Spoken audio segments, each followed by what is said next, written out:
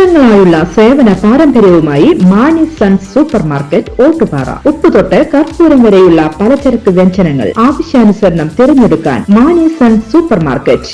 Branded അരികൾ, പ്രമുഖ കമ്പനികളുടെ ബിരിയാണി അരികൾ, ബ്രാൻഡഡ് കറി പൗഡറുകൾ, സ്പൈസസ്, ഡ്രൈ ഫ്രൂട്ട്സ്, എസൻസ് എന്നിവയും സ്റ്റീൽ, അലുമിനിയം, പ്ലാസ്റ്റിക് തുടങ്ങിയ ഹോം അപ്ലയൻസിന്റെ വിപുലമായ ശേഖരം. വ്യാപാരികൾക്കായി ഹോൾസെയിൽ സംവിധാനം. എല്ലാവിധ പലചരക്ക് സാധനങ്ങളും ഒരു കുടക്കീഴിലൊരുക്കി നിങ്ങളെ സ്വാഗതം ചെയ്യുന്നു.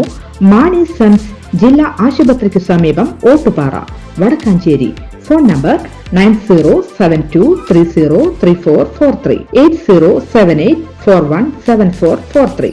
കിഫ്ബി എന്ന ബകനെ തീറ്റിപ്പോറ്റാൻ അമിത ചുങ്കം ചുമത്തി യാത്രക്കാരെ കൊള്ളയടിക്കേണ്ട ദുരവസ്ഥ ക്ഷണിച്ചു വരുത്തിയത് ധനമന്ത്രിയായിരുന്ന തോമസ് ഐസക്കാണെന്ന് ചെറിയാൻ ഫിലിപ്പ്.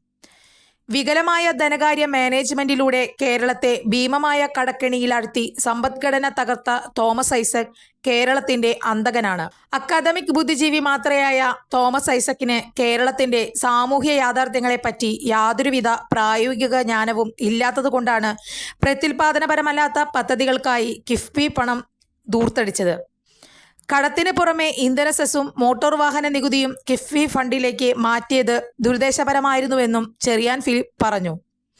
കിഫ്ബിയുടെ പേരിൽ അമിത പലിശയ്ക്ക് 30,000 കോടി രൂപ കടമെടുത്ത സർക്കാരിന് കടത്തിന്റെ പലിശ പോലും അടയ്ക്കാൻ കഴിയാത്തതിനാലാണ് യാത്രക്കാരിൽ നിന്നും ട്രോൾ പിരിവ് നടത്താൻ ഇപ്പോൾ തീരുമാനിച്ചത്.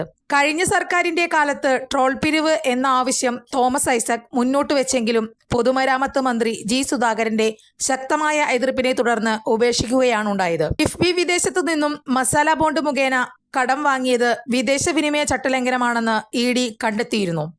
കിഫ്ബി യോഗത്തിൽ ചീഫ് സെക്രട്ടറിയും ധനസെക്രട്ടറിയും എതിർത്തിട്ടും ധനമന്ത്രി തോമസ് ഐസക്കിന്റെ പിടിവാശിയിലാണ് മസാല ബോണ്ട് വാങ്ങിയതെന്ന് യോഗത്തിന്റെ മിനിറ്റ്സിൽ പറയുന്നു. നിയമസഭ അറിയാതെ ബജറ്റിന് പുറത്ത് കിഫ്ബി കടമെടുത്തതിനെ വിവിധ CAG റിപ്പോർട്ടുകളിൽ കുറ്റപ്പെടുത്തിയിരുന്നു.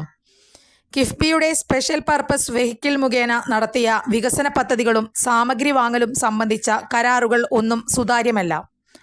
പല കാര്യത്തിലും വ്യക്തമായ ഓഡിറ്റിംഗ് നടന്നിട്ടില്ലെന്നും അദ്ദേഹം ഫേസ്ബുക്കിൽ കുറിച്ചു.